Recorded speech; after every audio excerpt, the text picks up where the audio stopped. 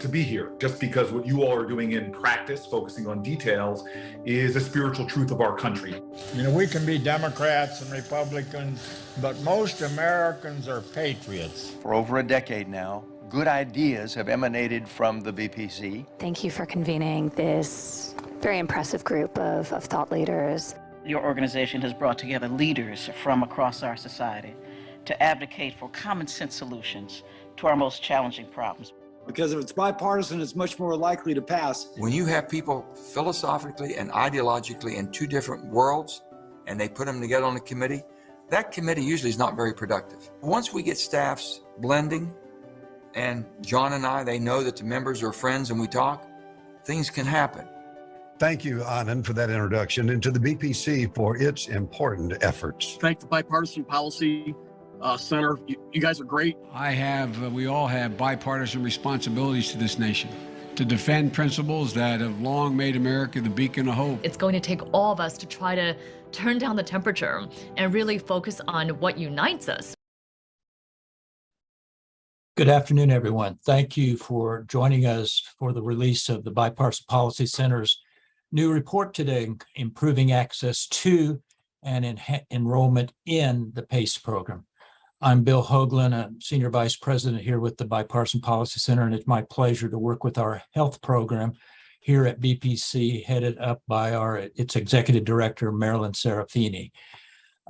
You know, for some of a particular age, doing some things may not be quite as easy as they once were, like getting down to garden and then getting back up, or maybe not hearing quite as well in a crowded room, and maybe the jogging pace may have deteriorated to a near walk.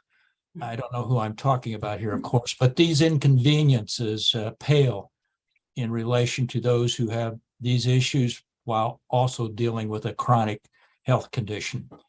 And that's the focus of this report and discussion we will have today. What policy reforms to improve chronic and long-term care for individuals with complex needs can or need to be advanced? We all know the U.S. population is aging rapidly, and the demand for long-term services and support grows. And there's an urgent need to increase access to high-value, community-based long-term care. The program of all-inclusive care for the elderly, PACE, is a home and community-based care model that allows frail, older adults to age in place. Through bipartisan efforts, Congress first established PACE as a permanent Medicare program and as a state option in Medicaid as part of the Balanced Budget Act of 1997, one of the last major pieces of legislation I did work on Capitol Hill. Today, there's 148 PACE programs that provide fully integrated care to nearly 62,000 seniors across 32 states, and the model continues to grow. While both parties in Congress have introduced bipartisan bills to improve access to PACE, we believe policymakers should continue to advance these policy reforms that will increase and spread the scale of PACE. To that end, the report that BPC is releasing today includes federal policy recommendations to expand capacity and geographic reach of PACE, increase PACE enrollment, raise consumer awareness of PACE, something that's necessary, and ensure and demonstrate continued value of the model. I want to thank Lisa Hartouchian, Associate Director of our health program, who will moderate the panel here shortly, for bringing this report to completion, along with Allison Buffett, Brian O'Gara, and Cameron Perry on the staff who worked diligently to get us to this particular point today. Also, on behalf of BPC, I would like to thank the Robert Wood Johnson Foundation for their generous support of this report and this event.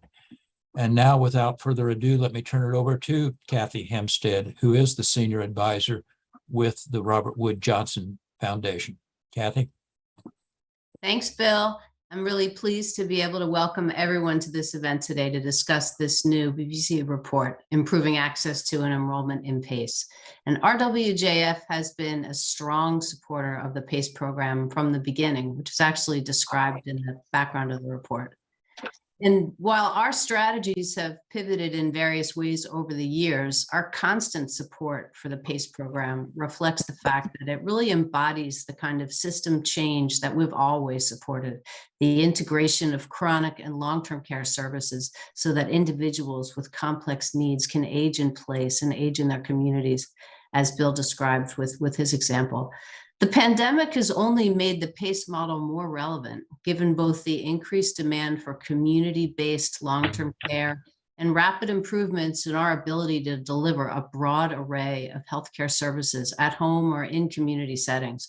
So the timing is really right for PACE to grow. And PACE has grown over time. There are now nearly 150 programs serving about 62,000 seniors, but there's a strong demand for this program to grow more quickly so that it can have a greater impact on more Americans. Today, we're going to be discussing some of the ways to get there, the recommendations in this new report released today, which identify some federal policy reforms that would increase the scale and scope of PACE. And they include ways to encourage and facilitate the growth of new PACE organizations, particularly in areas with low penetration, strategies to increase enrollment, and recommendations for how to demonstrate the value of PACE by building in quality measures and opportunities for oversight, especially in the area of growing health equity and looking at demographic disaggregation of data. PACE has always had strong bipartisan support, and the suggested reforms that we're going to talk about today create an opportunity for bipartisan progress to increase the impact of this vital program. Given RWJF's long involvement, it's really gratifying to see the continued success of and support for PACE, and we look forward to working with others on ways to expand this model so that it can serve more people and help to increase health equity. So thank you. Looking forward to the conversation. Now I'll turn to Senator Tim Scott of South Carolina for some opening remarks. Thank you. Hey, y'all, Senator Tim Scott here. Thank you to every single person at the Bipartisan Policy Center for hosting this really important conference. By 2034, just a few years away, seniors will, for the first time in American history, outnumber children. As the U.S. population ages, we must ensure seniors have access to the care they need, and we can start by expanding programs like the All-Inclusive Care for the Elderly. As ranking member on the Senate Aging Committee, I recently introduced the PACE Expanded Act with our chairman, Bob Casey. The bill would do three really important things. First, remove barriers to all-inclusive care for older Americans. Second, make care more affordable for Medicare beneficiaries who are ineligible for Medicaid. And third, extend care to new high-need populations. South Carolina has 3 PACE centers that are doing great work in my home state, and I look forward to seeing this model expand nationwide. Together, with your support, we can improve access to home and community-based care for our nation's seniors. Keep up all the good work. God bless. Thank you, Senator Scott. And thank you to the Robert Wood Johnson Foundation, and a big thank you to all of you tuning in today. My name is Lisa Haratunian, and I'm the Associate Director for the Health Program at the BPC. Today, I'm joined by 4 panelists who together will bring a range of perspectives and valuable expertise to our discussion on PACE. As we begin the panel discussion, I'll first introduce each of our speakers, and then we'll dive into some questions. Toward the end of the panel discussion, we'll respond to some audience questions. So we encourage all of our viewers to submit their own questions throughout the panel discussion by using live chat on YouTube or on Twitter by using #BPCLive. Now, the first panelist I would like to introduce and welcome is Peter Fitzgerald. Peter is the Executive Vice President for Policy and Strategy at the National PACE Association. Peter leads the PACE 2.0 initiative to expand access to PACE nationally. And before his current position at NPA, Peter served as the Senior Vice President for Integrated Care Strategies at Volunteers of America, where he was responsible for the planning and development of new PACE programs nationally. Next, I would like to welcome Ann Montgomery. Ann is a health and long-term care analyst at AHM Enterprises and the former program director of delivery system transformation at Alterum. Ann conducts workforce policy analysis for home and community-based services and advises on how to expand models of community-based care for older adults. At Alterum, she develops policy and research initiatives that improve long-term services and support and medical care for older adults receiving services from Medicare, Medicaid, and other programs as well. Next, I would also like to welcome Mary Neighbor. Mary is the president and CEO of PACE Southeast Michigan. Mary and her team operate 7 PACE centers across multiple counties in southeastern Michigan. Mary also holds positions on the PACE Association of Michigan and National PACE Association Board. Previously, Mary held multiple senior executive roles, including Chief Administrative Officer for St. John Providence and Ascension's Michigan Market. Finally, let's go ahead and welcome Joseph Billingsley. Joseph is the Assistant Deputy Director of Healthcare Delivery Systems at California Department of Healthcare Services, where he is responsible for home and community-based programs, including PACE, serving some of California's most vulnerable populations. Joseph has worked directly with the PACE program since 2006 and has helped facilitate significant programmatic, organizational, and enrollment growth in PACE across the state. So big thank you to each of our panelists for joining us today to talk about improving access to the PACE model. Today, you'll hear our panelists talk about, first, the value of the PACE model, second, some barriers to growing PACE, and third, some federal policy reforms that would help to address those challenges. So now let's start the discussion by talking about the value of PACE and the role that it plays within a state system of long-term services and supports, or LTSS. So this first question is for Ann. Ann, why is it important to improve access to the PACE model? What do we know about the value of the PACE model and its potential to improve health outcomes or produce cost savings? Well, first of all, I want to congratulate BPC for producing what is perhaps the most thoughtful policy analysis of PACE that I've ever seen, and that's saying a lot. So congratulations to you, Lisa, Bill, Kathy, and everybody who worked on it.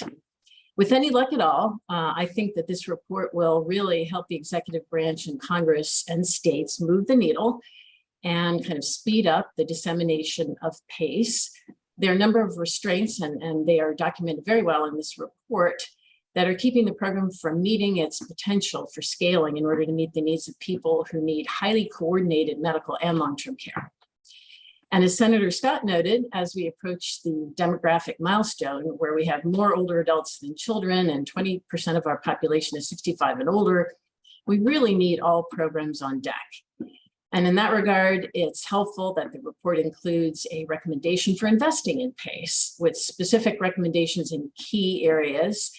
That investment in terms of federal fiscal spending is $38 million initially and $12 million in ongoing federal funding each year. And that is both prudent and really highly doable. So why do we want to invest in PACE? I think the answer is that no other model does what PACE does. BPC has done a really thorough job, so thank you for that, in reviewing the literature on effectiveness. And among the findings are that PACE participants are significantly less likely to be hospitalized or readmitted and to utilize emergency care or to be institutionalized. And that's a big deal as compared to Medicare Advantage enrollees. And also, the report finds that the rate at which PACE participants experience potentially preventable hospitalizations is a lot lower than similar populations, 44% lower than the rate for dually eligible Medicaid and nursing home residents, 60% lower than the rate for dually eligible HCBS waiver enrollees.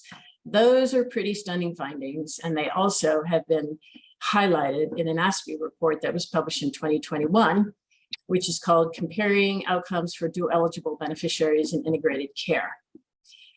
So basically, I think that the other findings that I found noteworthy in the report are that PACE does a great job on mental wellness, And it also does reach into rural populations and to serve folks with varying cultural and ethnic backgrounds. So that's another plus. So highlighting these findings is important on multiple levels, important for those administering the programs and budgets, and important for Medicare beneficiaries who have told us for years that they really want assistance to age in place and to remain as healthy as possible. On the savings front, I'll just say a quick word about that. As a researcher, I can say that we need even more evidence, but what we know is highly encouraging about PACE. For example, your report finds that Oklahoma, as one state, reported that with 100 Medicaid enrollees, there was $1 million less in spending over 1 year. And in Wyoming, there was also considerably lower spending.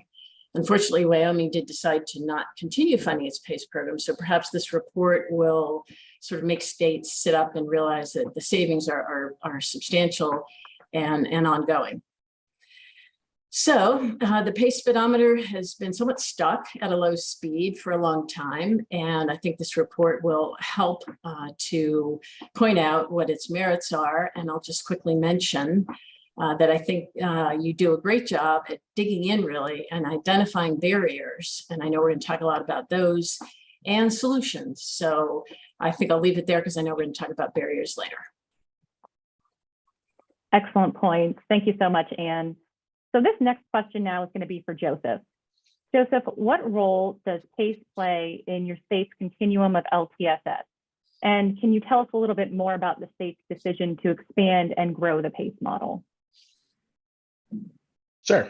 And thank you, Lisa, and also continuing what Anne said, really want to congratulate Bipartisan Policy and for the work that you've done on this report. Coming back to the question of what role does PACE play in California's continuum of LTSS, PACE has really played a steady role in California's long-term services and supports continuum since the program's inception in California in the early 1980s. PACE represents California's first integrated managed long-term services and supports delivery system to play a key role in California's movement towards a primarily managed care delivery system for its Medicaid population.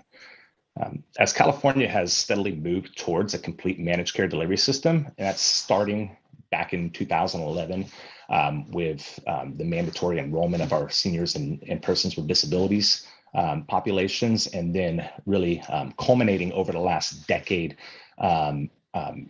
with our upcoming inclusion of dual eligible beneficiaries as a mandatory population, which will result in 99% of California's Medicaid population being enrolled in the managed care delivery system. California has maintained continual support for PACE growth.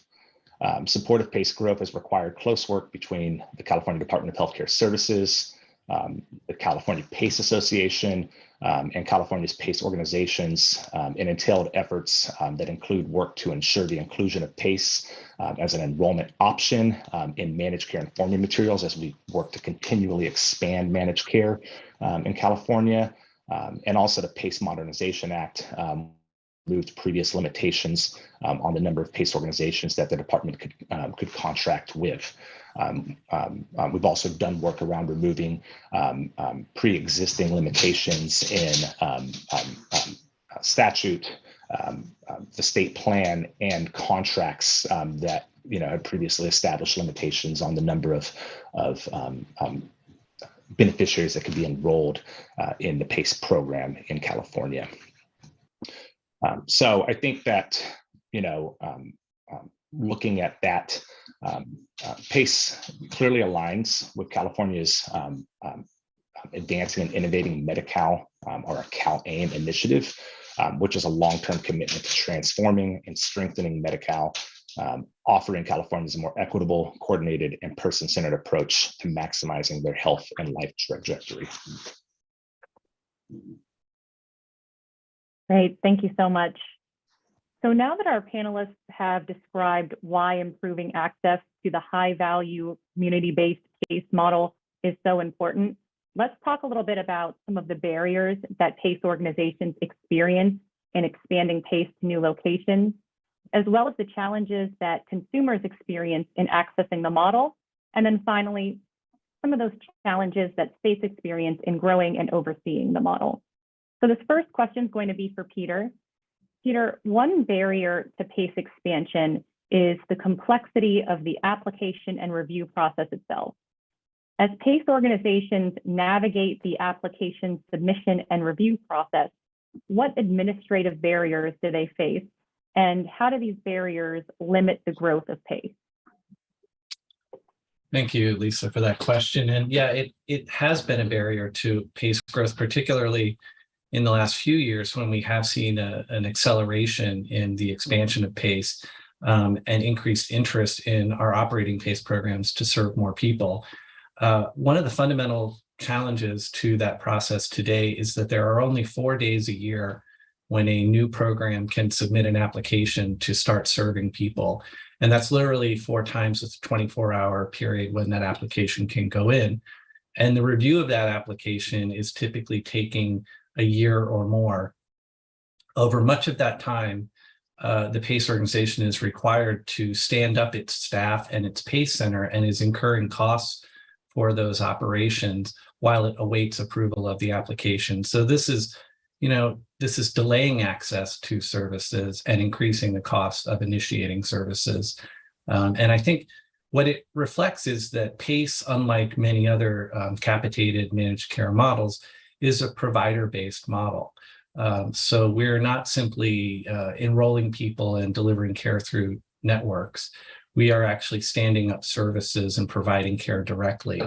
And in order to do that in a timely way, we need a more timely application process. And I'll just touch on as well, in addition to the barriers for programs that are seeking to initiate new services, for our currently operating programs, as they respond to interest and demand from older adults in their area and want to expand either the scope of the geographic area they serve or want to expand their capacity to serve more people by adding a center, both of those actions require the submittal of an application. Again, those applications are restricted to those 4 days a year.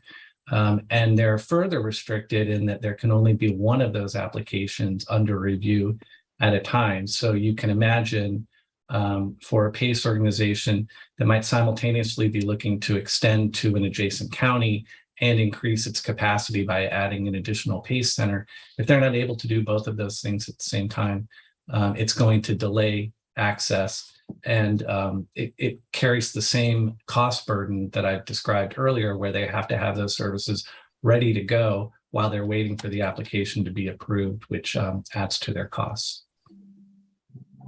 Thanks, Peter. Some really important points there. This next question is for Mary. So PACE of Southeast Michigan recently expanded its program, adding its 7th PACE center in Detroit. Adding a new PACE center is a resource-intensive process. Could you walk us through some of the steps that your organization has taken to apply for approval of a new PACE center and the resources necessary to accomplish this expansion? And then also, how does the significant amount of resources needed for that PACE expansion act as a barrier to improving access to PACE? Okay, thank you for the question, Lisa. And I feel privileged to be here to be able to talk about this. As an operator, I'm very grateful for the bipartisan policy recommendations, so thank you. Yes, it is a very tedious process, and it's important to know that a PACE program really is operating under the state's guidance, and the management of the program comes from the state. And then they in turn partner with CMS, Medicare, to be able to have the PACE program operate in that state. So the first thing you have to do is, of course, appeal and send a letter of intent to the state stating we'd like to add another center. For new centers, there's even more complexity, but because we're an existing PACE program, I'm going to speak to our experience. We apply to the state, let them know we'd like to have another center. We need to attach a feasibility study with that. And then the state makes a decision, yes or no. They send us back their letter. That letter then goes to CMS. Then we wait for CMS to say you can now apply. And then the application process occurs. As Peter mentioned, it's 4 dates, 4 single dates a year. It's the last Friday of each quarter in the calendar. And if you miss 11:59 p.m., you're out. because it actually happened to us. So, and we appealed, there was no consideration. And it actually was held up because the state budget process had been held up. It was during COVID. Anyway, so bottom line is, yes, it's a very tedious process. The key thing about it is you're investing in the opening of a center. And that investment is several $1 million. And then you also have to have the state come in and basically audit your center to say that it's ready. So it's called a readiness review. And then they'll do a letter of attestation saying your program is ready. But what they look for is to make sure you have all the staff in place, that the equipment is there, all the supplies are there, as if you're opening the PACE Center tomorrow. So imagine that level of investment with no revenue coming in at all. And that's one of the major barriers that I think the recommendation will help. The other thing is that we have one Medicare number for our 7 centers. So we're only allowed one application at a time. So we could easily probably open 2 centers a year, except that the application process doesn't allow for that. We have 1 center. And that one took longer because of COVID. And so we just opened, and now we're able to apply for our next one, which number 8 will come up. But we cannot have 2 applications at the same time unless we decide to have a second Medicare number, which we choose not to do because you lose some other efficiencies in that process. So you have to make sure you have all the staff ready to go, trained, and operating, even though you have no revenue coming in. So I hope that answered that question, some of the barriers. Thanks so much, Mary. Yeah, that definitely helps us understand at a more concrete level how those application barriers and startup costs can really slow the growth of the program. Yeah, one thing I forgot to mention, may I add one more thing? Once the state says you're ready, then CMS has a wait period. So you have this building sitting, people ready, and they're allowed 45 days for an existing program. I think it's even longer for a new one. And so that delay also is just a very expensive wait period. That's a good point. Thank you. So this next question now is going to be for Anne. Mary and Peter have both spoken to the barriers for expanding PACE's geographic reach, but there's also potential to expand who typically accesses PACE. While non-dual beneficiaries enrolled only in Medicare can enroll in PACE currently, very few Medicare-only beneficiaries participate in PACE. In fact, they account for less than 1% of PACE participants. So why is that number so low? And why is it important for us to increase access to PACE among that Medicare-only population? That's a great question, and it's one that I've spent some time thinking about as a researcher. I believe there are about 200 Medicare-only PACE enrollees today, PACE participants. And a primary reason for that very low number, which we would like to change, is that for middle-class Medicare beneficiaries who can afford and are willing to pay for their own long-term services and supports, and they also come up against the reality that their Part D coverage is extremely expensive, and that is a real problem. In a couple of projects that I did with colleagues at Ltss, we found that families are really not willing to pay exponentially more than they would if they purchased their Part D coverage in any other plan. And for various reasons, PACE Part D plans are very expensive, they cost a lot. And for dual eligibles, this isn't a problem. But for regular Medicare beneficiaries, because the PACE program cannot charge any copays and deductibles, all of those costs wind up in a whopping monthly premium. And the difference is stark, $43 per month on average for a standard Part D plan versus $1,015 for a PACE Part D plan. Also, Medicare-only PACE beneficiaries don't ever qualify for catastrophic coverage since they don't pay copays and deductibles. But the good news is this can be fixed. And if it is, it would be a very nice precedent. There is a very nice precedent that illuminates how we can fix it. And here's what I'm thinking about.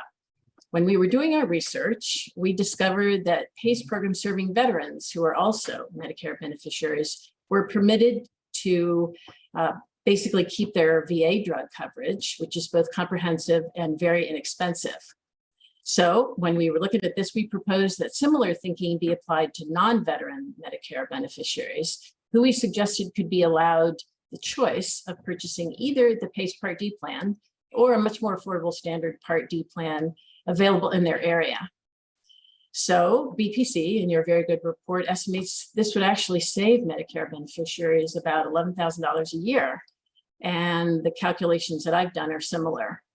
Medicare beneficiaries purchasing their own long-term services and supports and paying the Medicaid capitation rate would still be paying around $4,000 a month. That's not inconsiderable, but that is more doable when you reduce the Part D premium costs. And it's a question of fairness, I think, for Medicare beneficiaries enrolling in PACE. There just isn't any sound reason, if you think about it from a policy perspective, for them to have to pay basically 20 times more in monthly premiums for their prescription drug coverage. So this is a long way of saying that the hope is that Congress will greenlight the approach of allowing beneficiaries who are Medicare onlys to have the choice of choosing an affordable Part D option, and the sooner the better. Because we now have a $2,000 out-of-pocket spending cap, which is wonderful. Congratulations to Congress and to all the colleagues that I know on Ways and Means and the Finance Committee who worked so hard on that. But that $2,000 out-of-pocket spending cap will not touch the Medicare-only PACE beneficiaries. They still will be stranded paying very high Part D premiums. So we really need to fix this. And this is something that I know is a major initiative that the National PACE Association is pursuing. There's legislation out there, and with the recommendations in this report, which are very complementary to the legislation, I really think we can get there.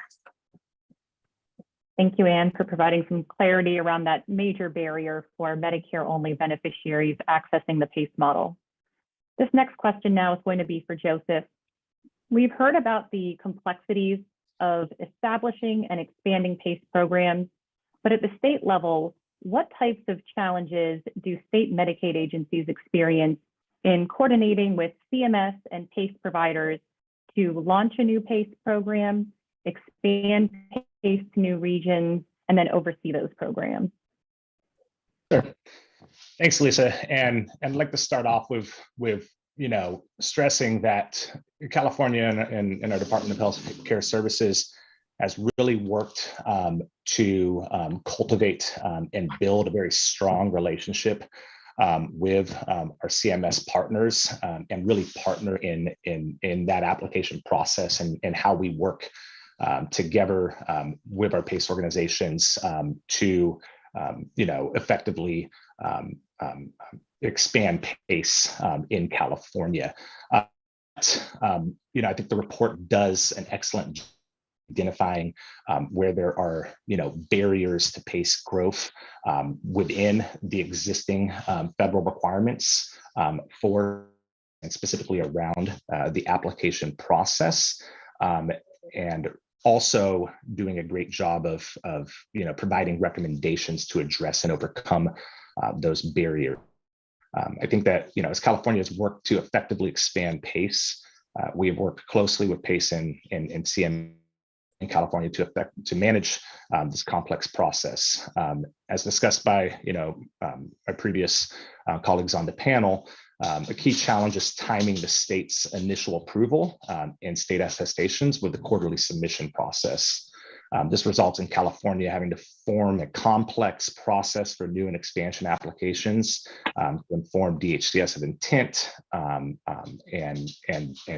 their submission of applications, and also processes around deferral, withdrawal of applications, and our intent when timelines for quarterly submission cannot be met. So there's a constant reworking of those processes too, built around those timelines. I think this is also compounded by the requirement that PACE organizations can only have one application and process at a time. This is something that has resulted in organizations identifying alternate processes to expand their programs in a more timely manner. Additionally, when we look at the back end of the process, there's definitely opportunity for improvement around the state readiness process in how we are looking at determining operational readiness, especially when we're talking about expansions versus new PACE organizations, and how we look at placing more emphasis on quality reporting with PACE organizations as part of that that determination process. And then I think also, as discussed in the report, something that impacts us at a state level administratively also is PACE organizations' inability to effectively market their program to approval by CMS, where really that, and I think this is, first to admit in California, this is compounded by the fact, especially when we're talking about new organizations, that we have our own timelines around when organizations can implement that are tied to our rate setting process for PACE. But really, when we're looking at bringing up a PACE program and looking at how PACE operates, and the fact that really enrollment in PACE is driven by PACE marketing, and there's not really processes for auto assigning individuals to the PACE program. It's really essential that the PACE organizations are able to market their program in advance of commencing operations, so that they have that opportunity to actually have an enrollment base when they're starting operations, versus issues that we've seen in California, where we have PACE organizations start and then not even have enrollments for several months after they commence operations. Thanks, Joseph. Very good point. So our panelists have just outlined some major challenges to the expansion of PACE. And the report that BPC is releasing today includes new legislative and administrative federal policy solutions to address some of those challenges. I want to turn next to discussing some actionable federal policy reforms that would improve access to PACE. But before we dive into that, I do want to remind our audience that you may submit questions using the live chat on YouTube or on Twitter by using #BPCLive. All right, this next question is for Mary, and it does build on some of what Joseph was just getting into in terms of marketing. So BPC's recommendation would streamline the PACE application process and also aim to raise consumer awareness of PACE by allowing some established PACE organizations to market their program earlier in the application process. Can you help us understand why the streamlined application process and earlier marketing would kind of help states address that challenge of high startup costs for PACE sites and help to increase that consumer awareness of PACE to support enrollment? Yes. All the things that Joseph has described is what PACE programs face when they are opening a new center. And the most important thing is you've got a lot of cost without revenue coming in.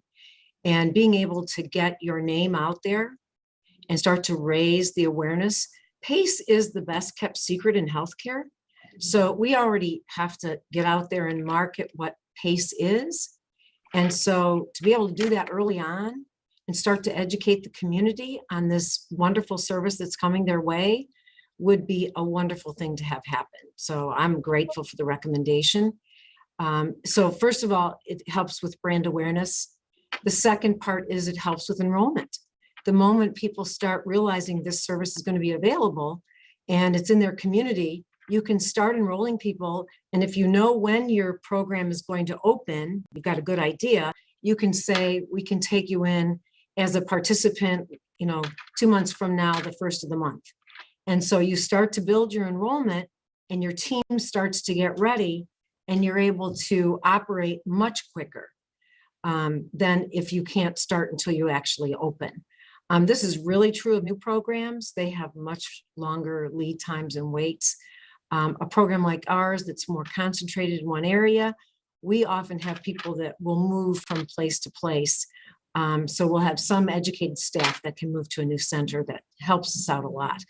but that recommendation is critical for helping to reduce costs and counting on enrollments to be able to have that revenue when you first open. Thanks, Mary. That's very helpful. This next question now is for Peter. So Peter, PACE programs often provide services that address the social determinants of health, such as meals and home modifications. And while these services are often not captured by PACE organizations' data collection and submission efforts, some states have begun to capture this data and report it. Now, BPC's report recommends CMS develop a voluntary set of procedure codes for these frequently administered non-clinical PACE services. Can you tell us more about why capturing this data may be important for demonstrating the value of PACE? Yes, and thank you for giving attention to this, because I think, social determinants of health have really been at the center of the PACE program design since its inception.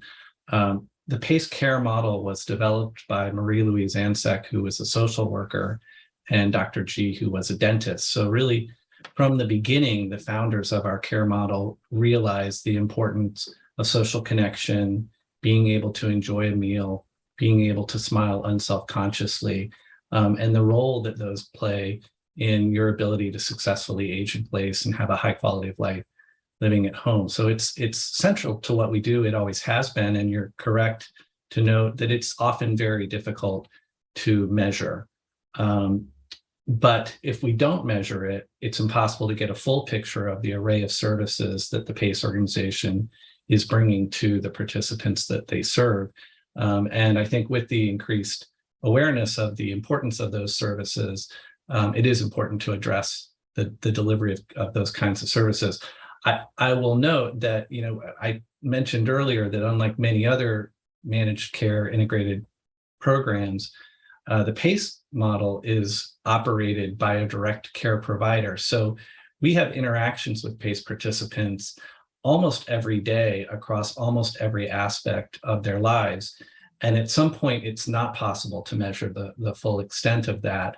So as we approach gathering information in order to understand what PACE organizations are doing, I think we need to do that in a way that balances the process of measuring the care that we're trying to provide with the process of actually providing that care. In other words, to be mindful of the potential of the process of measuring to actually impede the process of providing care.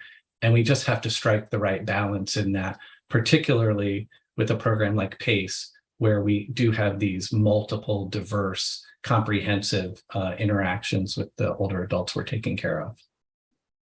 Thanks, Peter. Excellent point. This next question now is for Anne. Anne, you previously explained that the cost of PACE Medicare Part D plans often make PACE unaffordable for those Medicare-only beneficiaries. You also started to touch on the fact that there have been a few legislative proposals out there to address this issue. And BPC's report suggests Congress allow Medicare-only PACE participants the choice to enroll in either a qualifying standalone Part D plan or the PACE Part D plan. Can you again reiterate and explain how this recommendation could help to increase PACE enrollment among those Medicare-only beneficiaries? Absolutely. And that's a brilliant suggestion and recommendation that you made. So thank you for that. PACE has always been a program with a lot of bipartisan support, as we saw from Senator Scott's remarks at the top of this webinar. And there really isn't any opposition that I'm aware of to making some technical changes to improve PACE and to improve the interaction, in this case with Part D, in a way that can be effectively done as rapidly as possible in order to provide Medicare beneficiaries with more affordable Part D coverage. So a few years ago, we did an analysis of what this really means on the ground with the PACE program in Ypsilanti, Michigan, Huron Valley PACE.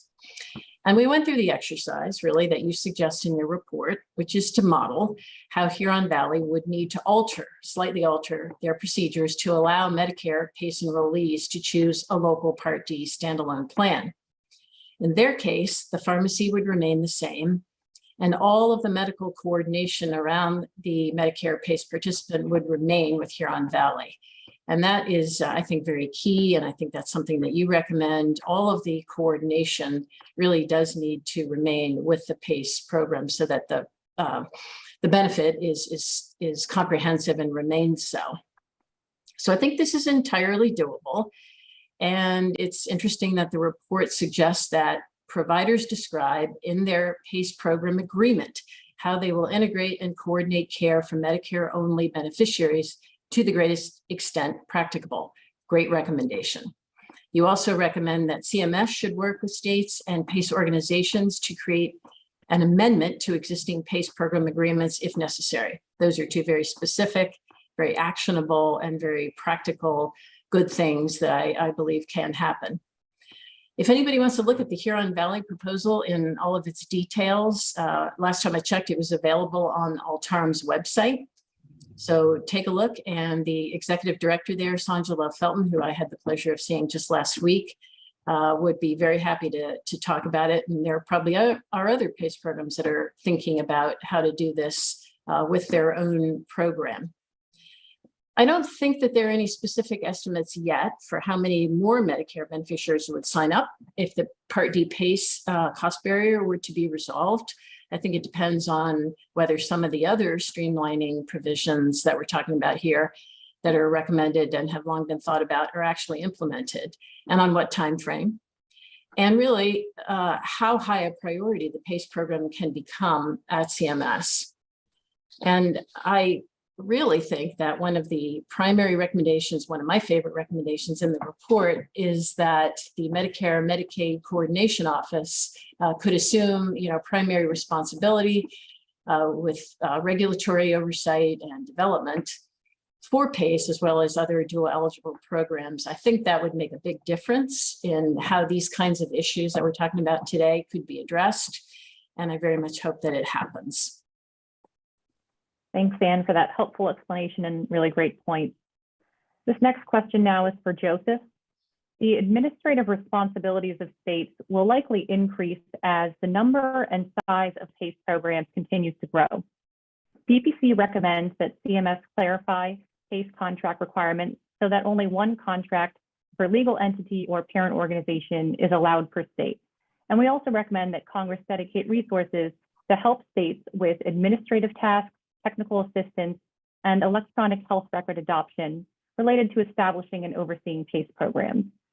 How would this policy change and those administrative resources help states improve their oversight of PACE? Thanks, Lisa. And I think that you make an excellent point there. And I started to speak to this in my previous response, but California is fully supportive of the recommendation made in the report to establish that requirement around requiring only one contract per legal entity or parent organization in the state. And in saying that, we're not pulling back from or separating from California's support for growth and model, but really looking at doing that in a more effective manner. I think it's important to note that as California directly experienced an extensive increase in administrative responsibility that has really clearly aligned with the significant expansion of PACE over the last 6 years. There's really been a direct impact due to requirements that limit the expansion of existing PACE organizations to only be able to process one action at a time. As a result, in California, PACE organizations have adopted a approach that really allows them to circumvent this process by basically establishing multiple PACE organizations under the same entity, so multiple contracts, as opposed to following a normal organic expansion process with PACE. And really, what that results in is a significant increase in administrative workload level because we're having to manage multiple contracts for multiple PACE organizations versus managing a single contract as that PACE organization expands out. So really appreciate the recommendations made in this report, both around increasing flexibility for how PACE organizations and then also to limit the number of contracts that an entity can hold with CMS in a state for the purpose of providing PACE. I think, tagging on to the report's recommendations around how Congress can dedicate resources to better assist states and PACE organizations with things, tasks, technical assistance, EHR adoption is really important. One of the things that we're really focusing on in California right now, as we continue to grow model, is to ensure that, as we grow the PACE model, we're also really working to ensure the continued growth in our quality monitoring and improvement processes so that we're maintaining the quality and integrity of the PACE model as it expands across our state.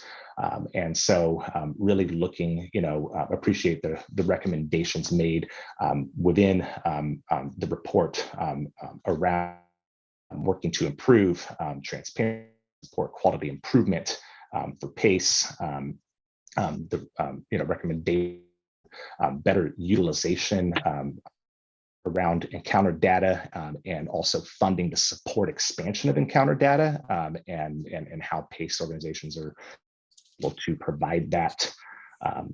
So I think that, again, report makes a number of great recommendations in those areas because, again, as we look to remove limitations and barriers to PACE growth, it's also important that we're doing an equal and corresponding push to ensure necessary funding and requirements around continual quality improvement for the PACE program. Thanks so much, Joseph. Excellent points. Now we have about 10 minutes left, and we will now open up the discussion to audience questions. Again, you may submit those audience questions using the live chat on YouTube or on Twitter by using hashtag BPCLive. Our first question from the audience is, how long is the average time between application submission and a new PACE center opening? I can answer that. Typically, we're an existing program, so it's different for new and existing. But I'd say anywhere from 6 months to a year. Great. Thanks, Mary. And Lisa, I'll just add to that. For our new programs, we're seeing typically 2 years, and it can actually take much longer. Thank you. Yeah, I can add in California that really new PACE organizations we're seeing around 2 years.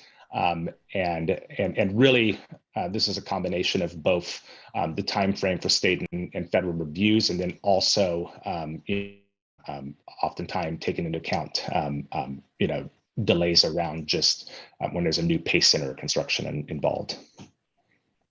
Helpful. All right, and then the next question we have is, how did PACE organizations adapt to keep beneficiaries safe and well cared for during the COVID-19 pandemic? And what can we learn from PACE's response that will improve how we deliver long-term services and support? Peter, do you want to take this, or would you like me to? Well, I know, and I'd love to hear your experience, Mary, because you were there on the ground. And also I know Anne, during her time at Alterum, actually was participated in a national study. So I'll defer to you too. Okay. So I'll just say, as an operator on the ground, it was the most challenging and rewarding time of my career, because you're calling on people to face their fear and continue to give care to the people who need it the most, which was the people that we care for, the most vulnerable, in their homes. So when we didn't know anything, right? We didn't know what was happening, how to take care of people. And we had to learn along the way. And so keeping our staff safe so they would keep giving care and keeping participants safe in their home was key. We went, I think the CMS allowing virtual visits was huge. So telephonic and virtual visits went every couple of days for our participants from the staff. Staff were working remotely. We purchased grant pads. So that technology allowed us to connect and do virtual visits, as well as it has activities on them. They're very senior friendly technology. And so that grant pad enabled them to have some activity at home when so many of them live alone and have no one. We were visiting, we were able to seek out grants for grocery delivery.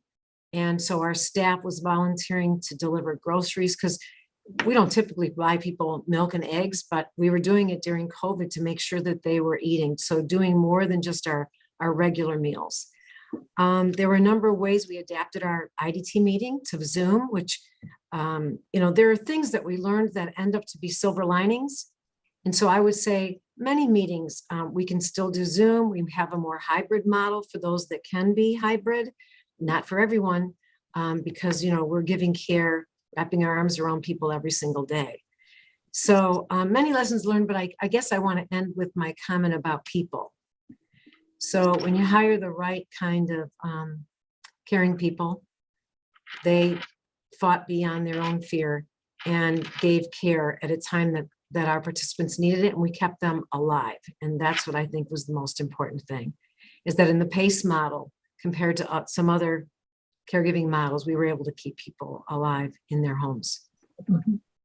Oh, thanks for sharing your organization. I could talk a long time about that, but many lessons learned. Thank you. That's great. We have time for about one last question, which is, how could federal policymakers support access to PACE in rural and underserved areas? Well, I'll jump in and say that your recommendation to provide grants is a great one. And I believe that's also something that Congress is interested in terms of legislation that's pending. I think it's Senator Casey's bill and maybe also Senator Casey and Scott's bill. We need to provide, really good services to people in rural areas where it is more challenging, frankly.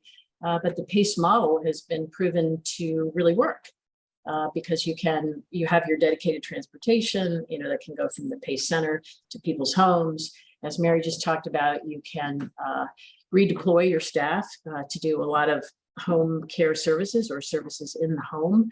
You can repurpose your PACE center if necessary to do somewhat different things than it normally does. That happened during the pandemic.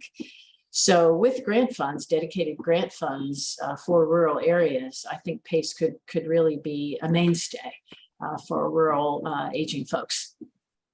Lisa, if I could just add to that a few things. Recently, the National Advisory Commission to the Secretary of Health and Human Services on Rural Health and Human Services conducted a site hearing on PACE in rural areas. And several recommendations came out of that. Certainly the value of grants to rural organizations that would want to develop PACE, also expanded use of health technology in the delivery of care. Looking at more flexible ways to constitute PACE center services. So perhaps combining mobile health units with existing locations of care to constitute a full array of PACE center services, and making sure that PACE organizations are qualified work sites under some of the HRSA programs that fund, health professionals and their training. So those are some specific things that came out of that hearing. Thank you both. Great. So in this last minute, I just want to say, again, a big thank you to each of our panelists, to all of our viewers out there, and to the Robert Wood Johnson Foundation for their generous support of this work. If today's discussion piqued your interest, please check out the BPC's website for our new report titled Improving Access to and Enrollment in PACE. Also, please keep an eye out for another upcoming report from BPC in December 22, and that will cover Medicaid buy-in programs for working individuals with disabilities. So thanks again, everyone, and take care. Thank you.